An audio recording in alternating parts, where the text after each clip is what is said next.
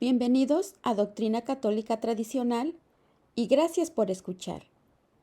No olvide darle like al video para que esta plataforma lo pueda recomendar a más personas. Comenzamos con nuestras oraciones. Pater noster qui es in celis, sanctificetur nomen tuum, adveniat regnum tuum, fiat voluntas tua, sicut in cielo et in terra.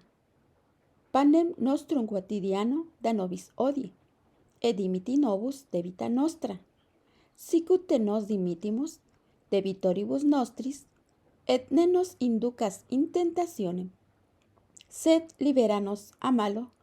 Amén. Ave María, gratia plena, Dominus tecum, benedicta tu in mulieribus, et benedictus fructus ventris tui, Iesus. Sancta María, Mater Dei, ora pro nobis peccatoribus, nunc et in hora mortis nostre. Amén. Sancte Micaeli Arcángele, defendenos in praelio, contra nequitiam en insidias diaboli, esto presidium. Imperet illi Deus, supplices deprecamur, tuque princeps militia celestis, Satana maliosque spiritus malignos, qui ad perditionem animarum pervagantur in mundo.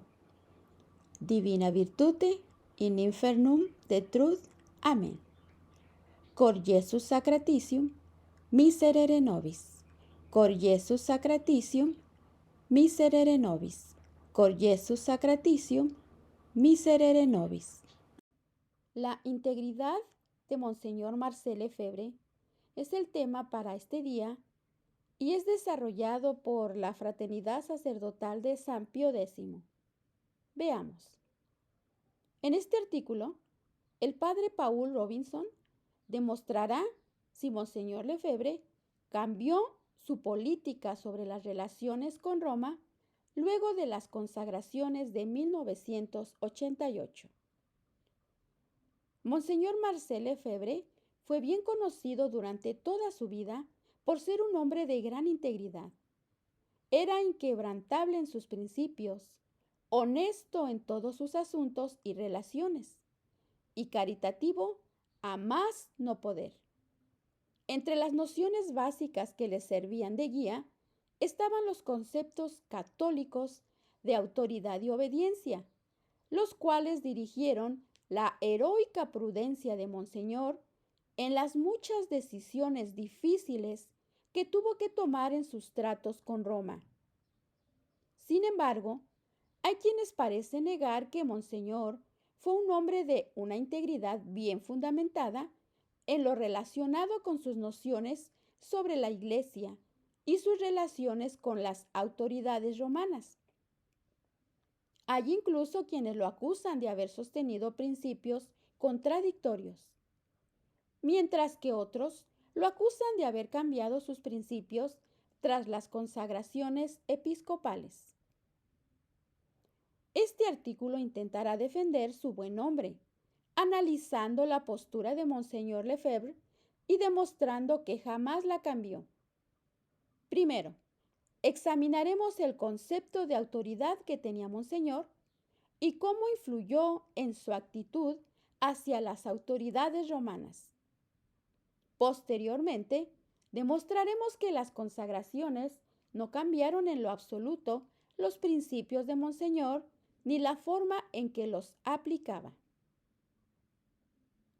Veamos primero los principios de Monseñor Lefebvre sobre la autoridad.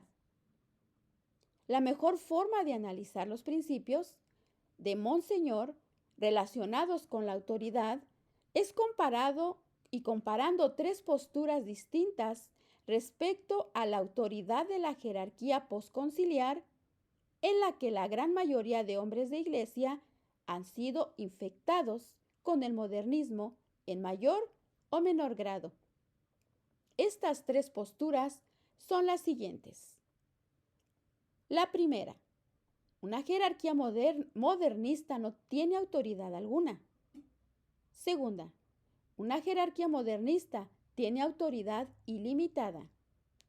Tercero, Una jerarquía modernista ejerce su autoridad legítimamente cuando ordena según la fe, pero no la ejerce legalmente cuando ordena en contra de la fe.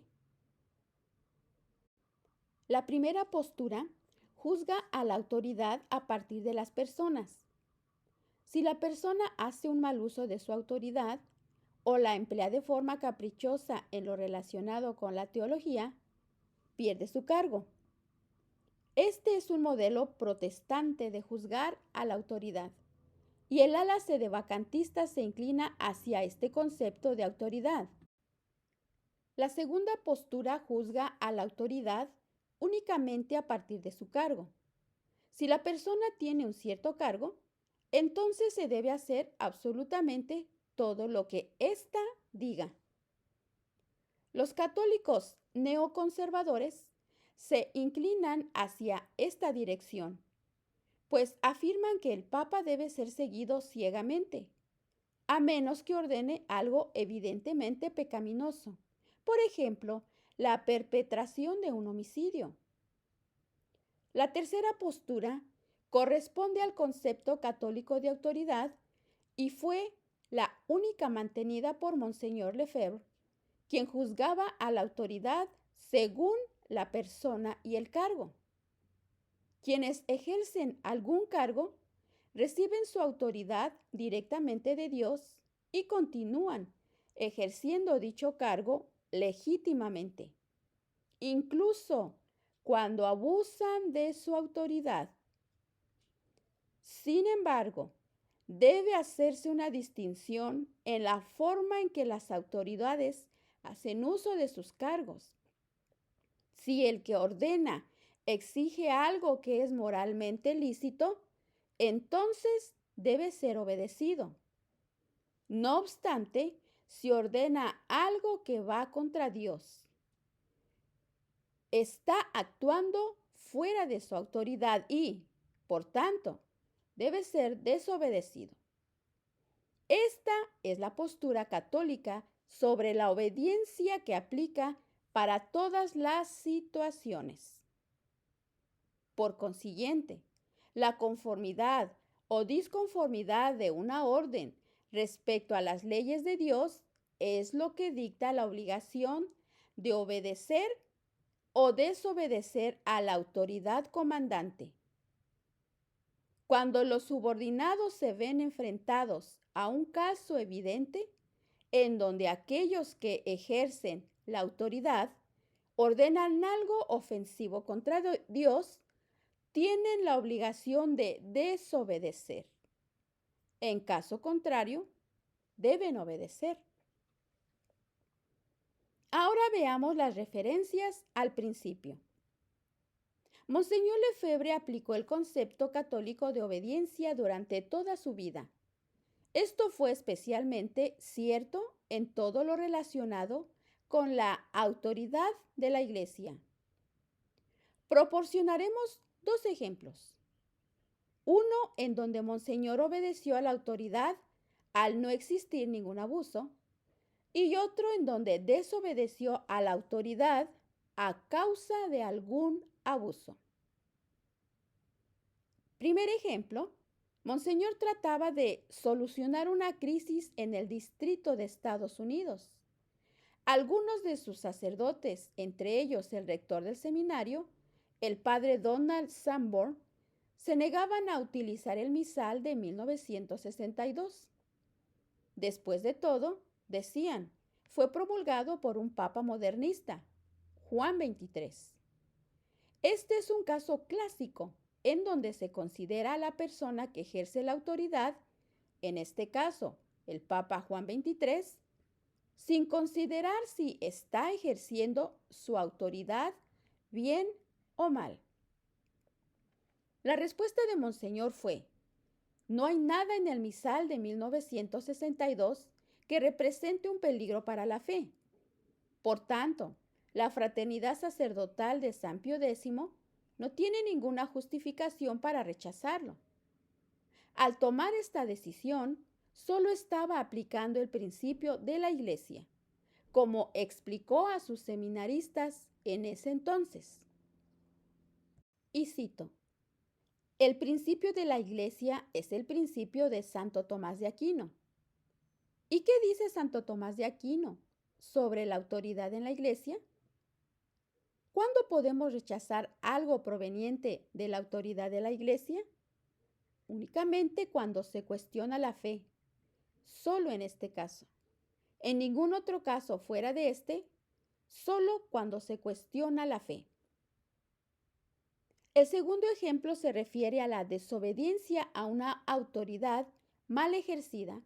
Monseñor expresó el principio sobre esta cuestión en 1978 y cito, la obediencia presupone una autoridad que da una orden o dicta una ley. Las autoridades humanas, incluso aquellas instituidas por Dios, no tienen otra autoridad más que la de alcanzar el fin asignado a ellas por Dios y no alejarse de él. Cuando una autoridad ejerce su poder en posición a la ley por la cual se le otorgó este poder, dicha autoridad no tiene derecho a ser obedecida y se tiene la obligación de desobedecerla. 10 años después, Monseñor volvió a citar el mismo principio para explicar por qué seguía adelante con las consagraciones de los 4 obispos en contra de las autoridades romanas. Roma no permitía que la fraternidad sacerdotal de San Pío X permaneciera sin cambios, pero era necesario que continuara exactamente igual para conservar la fe. Por tanto, la consagración de los 4 obispos fue una operación de supervivencia, un paso drástico necesario para mantener la fe. Por consiguiente, fue una acción justificada, aunque fuera contraria a la voluntad de las autoridades romanas. Hablemos ahora de la aplicación de la crisis. Regresemos por un momento a las 3 posturas sobre la autoridad enunciadas anteriormente para ver cómo se aplican a la decisión prudencial de si se está o no bajo la autoridad de una jerarquía modernista. Primero veamos los sedevacantistas o el sedevacantismo. Los modernistas no tienen autoridad. No se deben obedecer a las autoridades de Roma bajo ninguna circunstancia, hasta que regresen a la tradición. Este es el pensamiento de los sedevacantistas. Ahora veamos los neoconservadores. Los modernistas tienen autoridad absoluta. Se debe obedecer a quien ejerza la autoridad, sin importar lo que dicha autoridad ordene. Ahora veamos Monseñor Marcel Lefebvre. Los modernistas ejercen legítimamente la autoridad cuando ordenan en conformidad con la fe. Hay que someterse a la autoridad de Roma siempre y cuando exista plena seguridad de que se podrá conservar intacta la fe católica. El fundamento de esta seguridad en el caso de la fraternidad sacerdotal de San Pío X sería la excepción de la influencia modernista mediante la concesión de una entidad separada, por ejemplo, una prelatura personal. Si se le concediera un reconocimiento canónico a la fraternidad de San Pío X, tal cual es, ésta podría permanecer sin cambio alguno y al mismo tiempo estar bajo la autoridad de Roma, pudiendo así conservar la fe. Debe dejarse bien en claro que la postura de Monseñor Lefebvre era totalmente consistente con el concepto católico de autoridad. Igualmente, cabe señalar que sus decisiones prudenciales respecto a la regularización de la fraternidad sacerdotal de San Pío X bajo una jerarquía modernista fueron simplemente una aplicación de ese concepto. Por tanto, fue un hombre íntegro, tanto en sus principios como en su aplicación. Pasemos ahora a las objeciones contra su postura. Primero está la objeción que argumenta que los principios de Monseñor eran incoherentes, y después la que afirma que cambió dichos principios luego de las consagraciones. En 1994, 11 años después de haber sido expulsado de la fraternidad sacerdotal de San Pío X, el obispo sedevacantista Donald Sanborn escribió un artículo titulado Las montañas de Gelboe. En él, el autor afirma que Monseñor Lefebvre no fue un hombre de principios inquebrantables. Si su argumento fuera puesto en forma de silogismo, quedaría de la siguiente forma. Y cito, premisa mayor. Solo existen dos posturas posibles en este tiempo de crisis para un hombre de principios inquebrantables. La radical, que rechaza la autoridad de la Iglesia post-Vaticano II y conserva la fe. El moderado, acepta la autoridad de la Iglesia post-Vaticano II y pone en peligro la fe. Permisa menor. Monseñor Lefebvre quería aceptar y estar bajo la autoridad de la Iglesia post-Vaticano II moderado y quería también conservar la fe tradicional. Radical. Conclusión. Por tanto, no era un hombre de principios inquebrantables. Es evidente que existían dos lados opuestos en Monseñor Lefebvre, capaces de dictar su propio plan de acción y su teoría particular y contradictoria.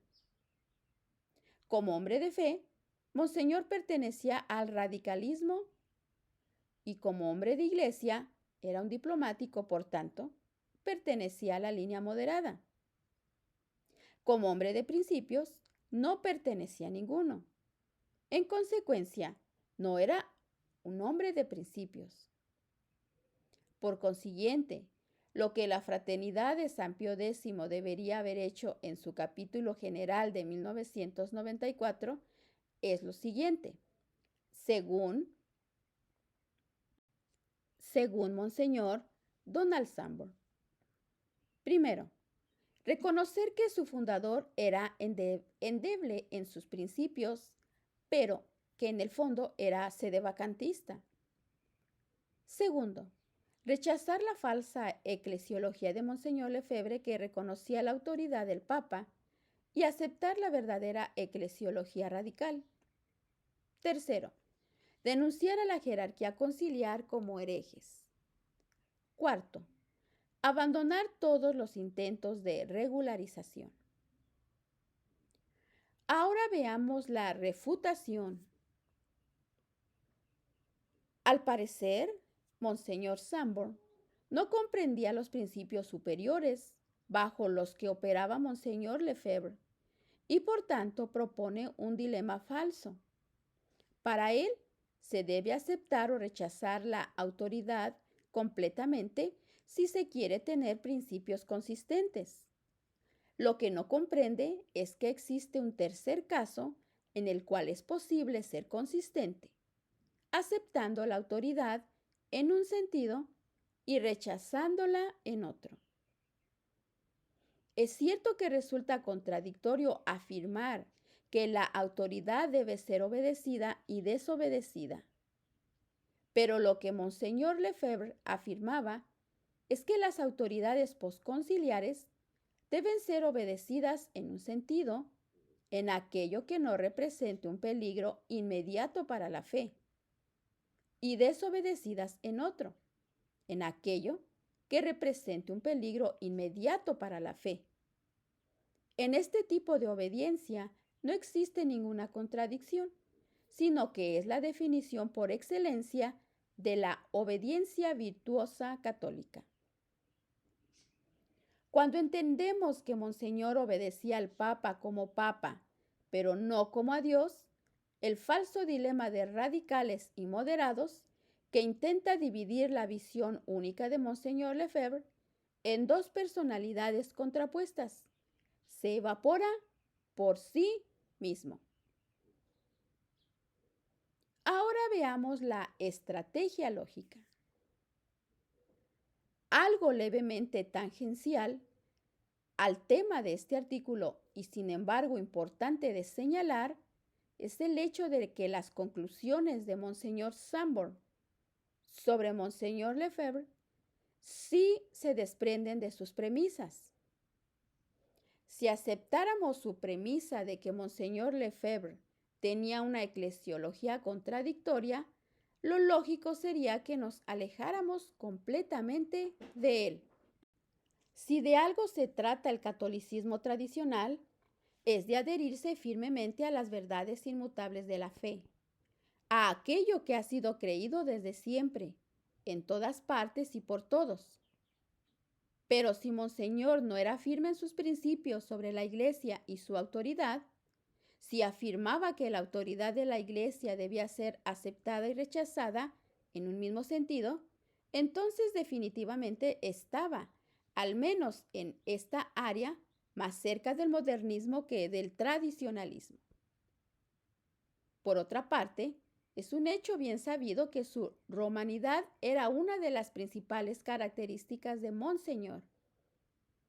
Recibió su formación en el Seminario Francés de Roma, sirvió fiel y celosamente a la autoridad directa de Roma como delegado apostólico en África. Profesaba constantemente a los miembros de su fraternidad sacerdotal su apego a Roma y a la Iglesia. Por tanto, cuando Monseñor Sanborn ataca la postura de Monseñor Lefebvre hacia la jerarquía conciliar, está atacando uno de los aspectos más cercanos de la misma identidad sacerdotal de Monseñor Lefebvre, quien sí hubiera estado equivocado en tal cuestión, en algo tan extremadamente importante para él.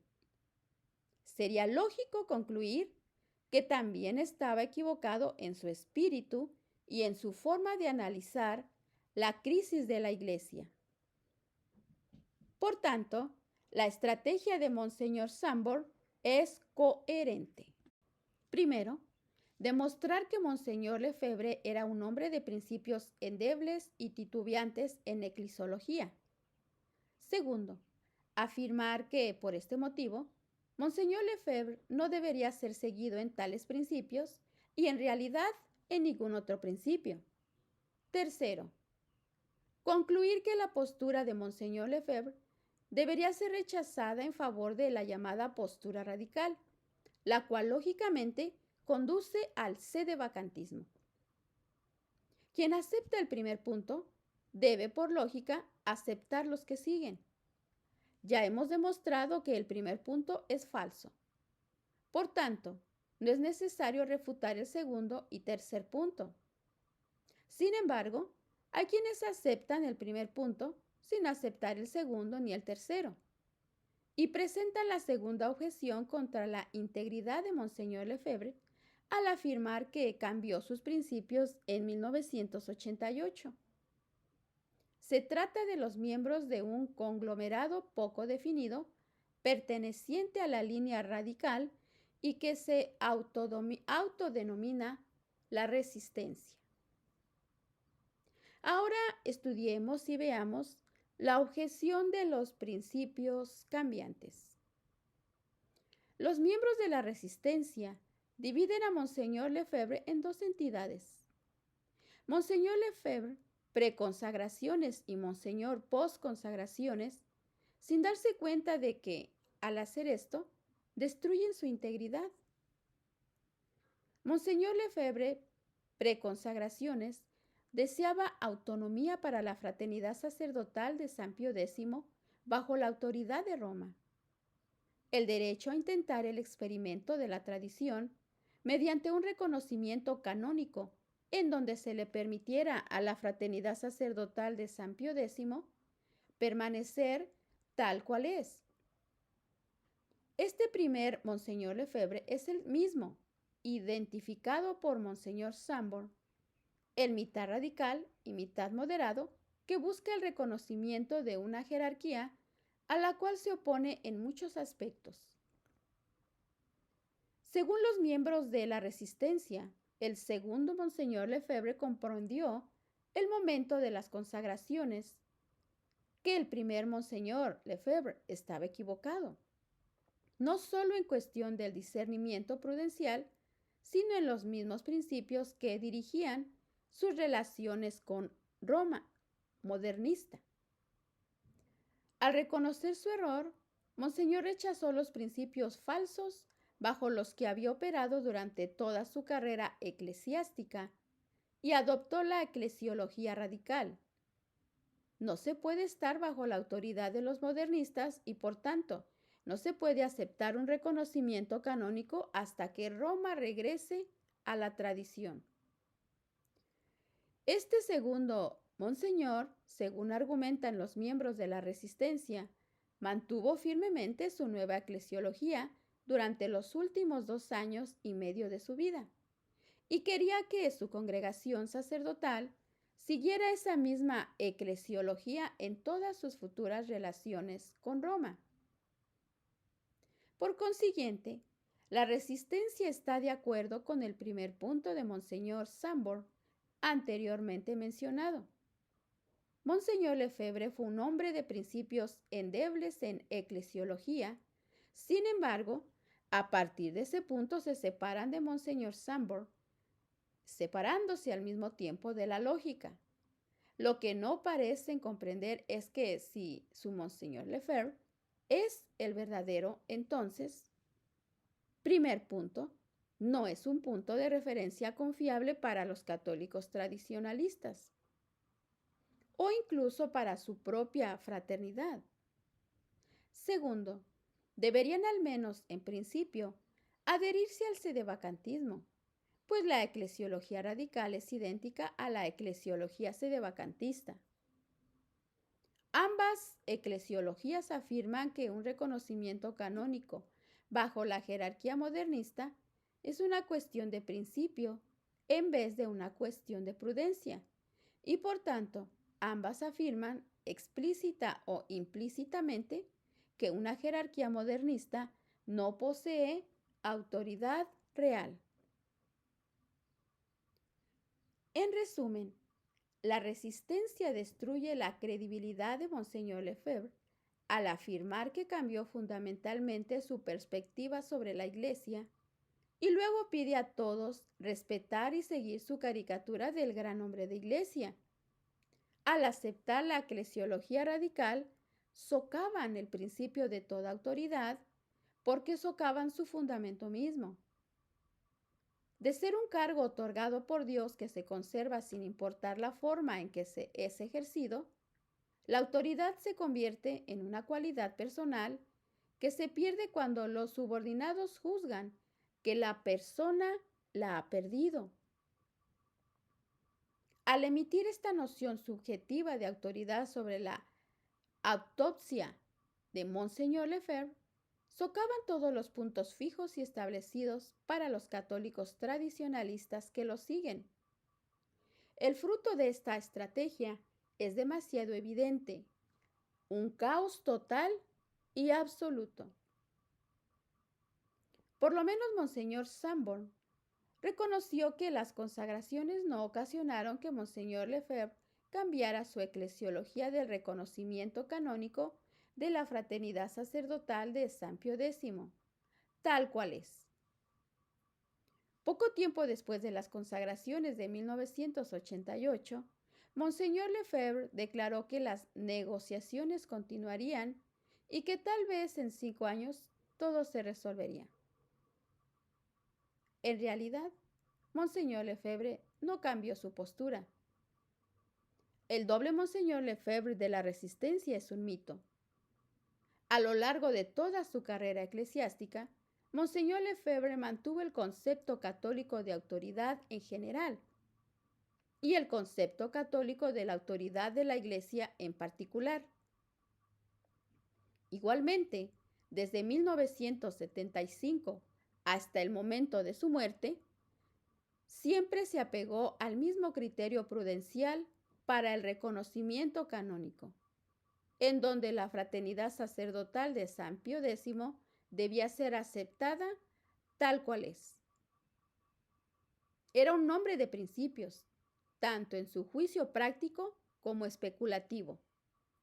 Como tal, fue y sigue siendo un punto de referencia confiable para los católicos tradicionalistas y para la fraternidad sacerdotal de San Pío X, fundada por él.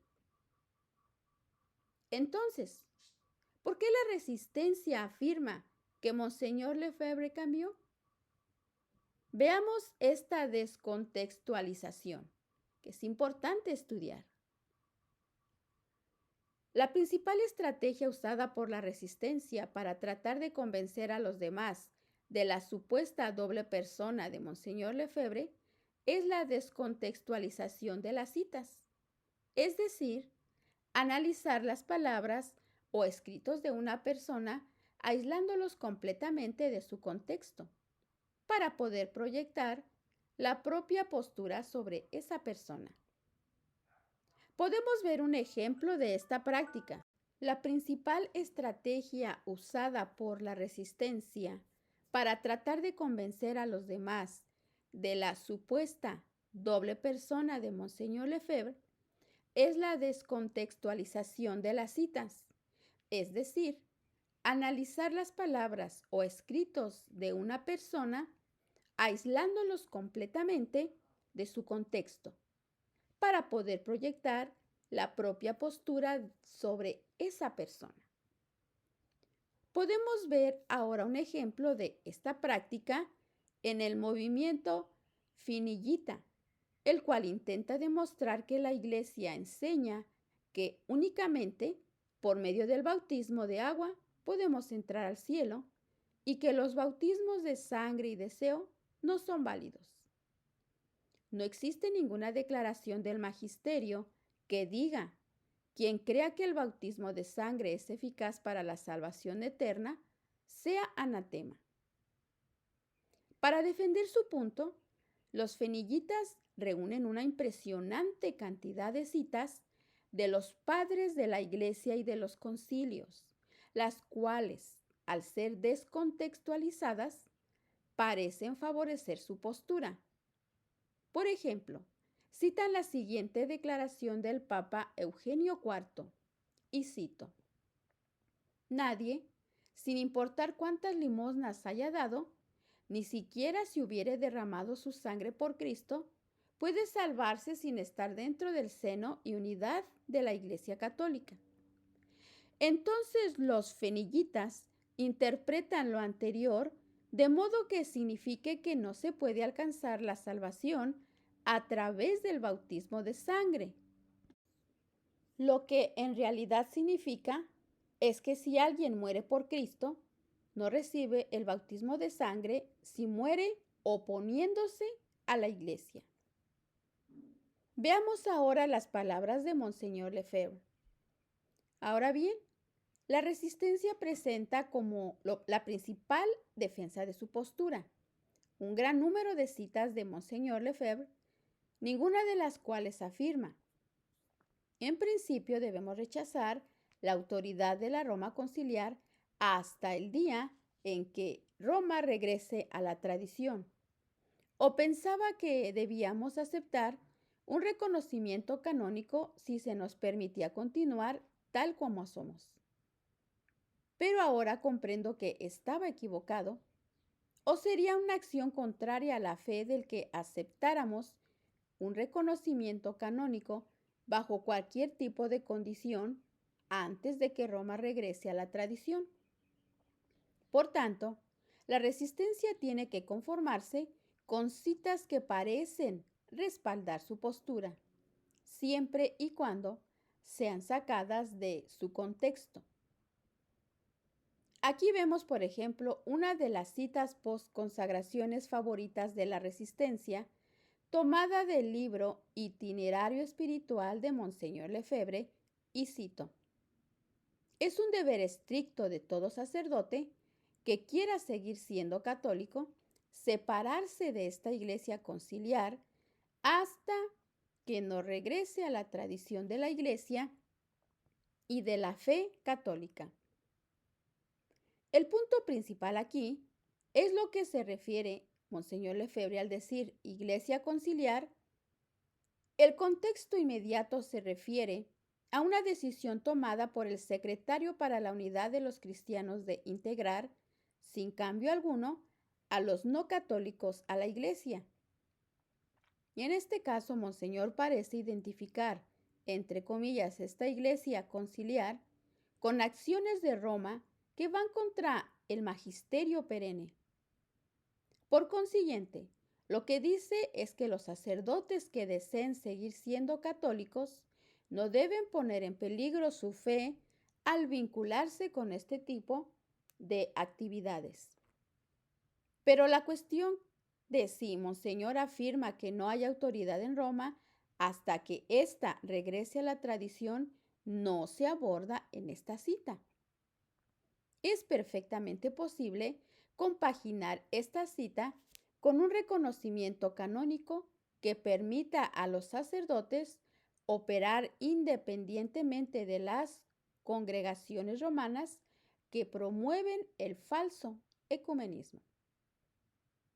Tal vez las primeras palabras del libro Itinerario Espiritual puedan aclarar la postura de Monseñor Lefebvre sin estar descontextualizada por la resistencia. Y cito, las siguientes páginas están dirigidas especialmente a ustedes, sacerdotes y seminaristas de la Fraternidad Sacerdotal de San Pío X. A ustedes, que en este día renovarán sus compromisos en esta congregación católica romana, aprobada oficialmente por los ordinarios de las diócesis y por las autoridades romanas.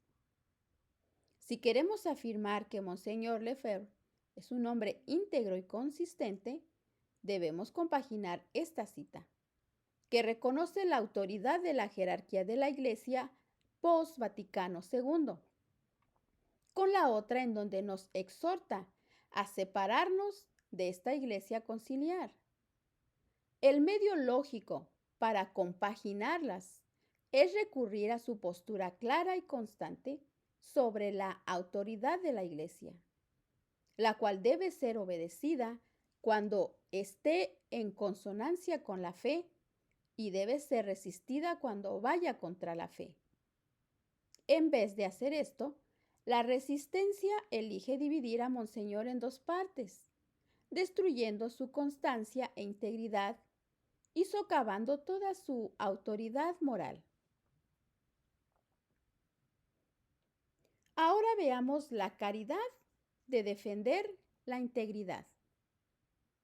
En una acción un poco más atrevida, la resistencia hace lo mismo con las personas vivas, al afirmar que Monseñor Filey y su Concilio General eran partidarios de la eclesiología radical en el año 2006, pero luego cambiaron a la eclesiología del reconocimiento canónico, tal como somos en 2012. A pesar de todas las protestas en sentido contrario, hechas por las mismas personas cuyas verdaderas posturas la resistencia dice comprender. Es así como la resistencia crea un segundo Monseñor Lefebvre y un segundo Monseñor Filey, y luego persigue al segundo Monseñor Filey por no seguir al primer Monseñor Filey y al segundo Monseñor Lefebvre. No se les ocurre pensar que tanto Monseñor Lefebvre como Monseñor Filey son hombres íntegros, que se adhieren a los principios católicos inmutables sobre la naturaleza de la autoridad. Es un deber de la caridad buscar formas de no juzgar a nuestro prójimo cuando éste ha caído en alguna contradicción, siempre que sea posible. Esto es aún más cierto cuando se trata de personas que son autoridad. La Iglesia siempre ha practicado esta caridad al interpretar los textos de sus grandes personajes. Los padres de la Iglesia, por ejemplo, siempre encontraron formas de demostrar que los evangelios jamás se contradicen entre sí cuando narran el mismo episodio de la vida de nuestro Señor, sino que lo hacen en modos distintos. Santo Tomás de Aquino es un experto en encontrar formas de interpretar citas cuestionables de los padres de la Iglesia que podrían llegar a ser objetadas para evitar que los padres de la Iglesia caigan en el error. Por otro lado, los exégetas modernistas practican la anticaridad al encontrar contradicciones por todas partes. Para ellos, los libros de la Escritura se contradicen constantemente entre sí.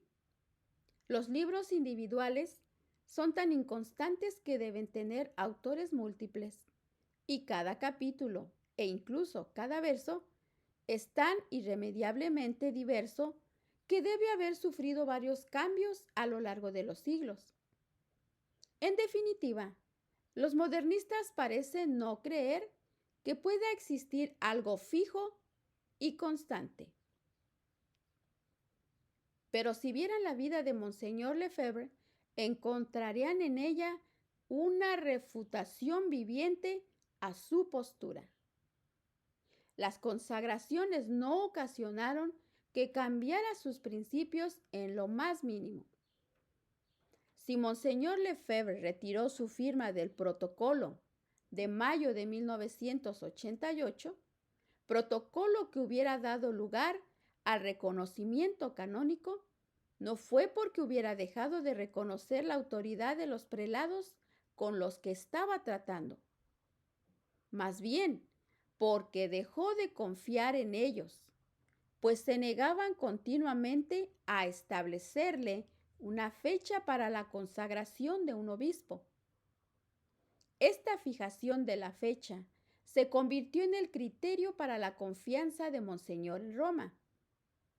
Finalmente, se eligió como fecha el 15 de agosto, pero esto iba acompañado de una petición de presentar nuevos candidatos para la consagración. Monseñor Lefebvre comprendió que reiniciar el proceso de revisión de candidatos ocasionaría que se tuviera que posponer la fecha del 15 de agosto y que las consagraciones tuvieran que retrasarse una vez más. Por tal razón, decidió realizar las consagraciones el 30 de junio de 1988 y solo lo hizo tras asegurarse perfectamente de que no existía ningún problema moral con la firma del protocolo. Como si se dirigiera a aquellos que lo acusarían de actuar basado en principios malos, Monseñor Lefebvre dijo a sus seminaristas el 9 de junio de 1988 lo siguiente: sí, es verdad que firmé el protocolo el 5 de mayo, un poco vacilante, debo añadir, pero sí lo firmé. En sí mismo estaba bien. De lo contrario, definitivamente no lo hubiera firmado. Conclusión. Monseñor Lefebvre, creado por Monseñor Sambor, según el que mantiene una eclesiología contradictoria e ilógica, es mitológico. Lejos de ser contradictorio, afirmar que la autoridad debe ser obedecida o desobedecida según la conformidad de sus órdenes con la fe y la moral, esta postura es completamente católica. El Monseñor Lefebvre, creado por la Resistencia, el que cambió según ellos su concepto de autoridad y su aplicación en la crisis tras las consagraciones, también es mitológico. Monseñor Lefebvre reconoció la autoridad de la jerarquía conciliar hasta el día de su muerte. siempre estuvo, en principio, dispuesto a aceptar un reconocimiento canónico, tal cual somos. Solo cuando fueron descubiertos los motivos malintencionados de los romanos dispuestos a reconocer a la fraternidad sacerdotal de San Pío X, retiró prudencialmente no sus principios, sino su firma. El verdadero Monseñor Lefebvre, el hombre de iglesia, el defensor de la ortodoxia, el faro de la pureza doctrinal y caridad misionera, fue un hombre de integridad inquebrantable, que tenía la fortaleza sobrenatural para aplicar los principios de la fe católica aún a las situaciones concretas más difíciles, llegando incluso al grado de heroísmo.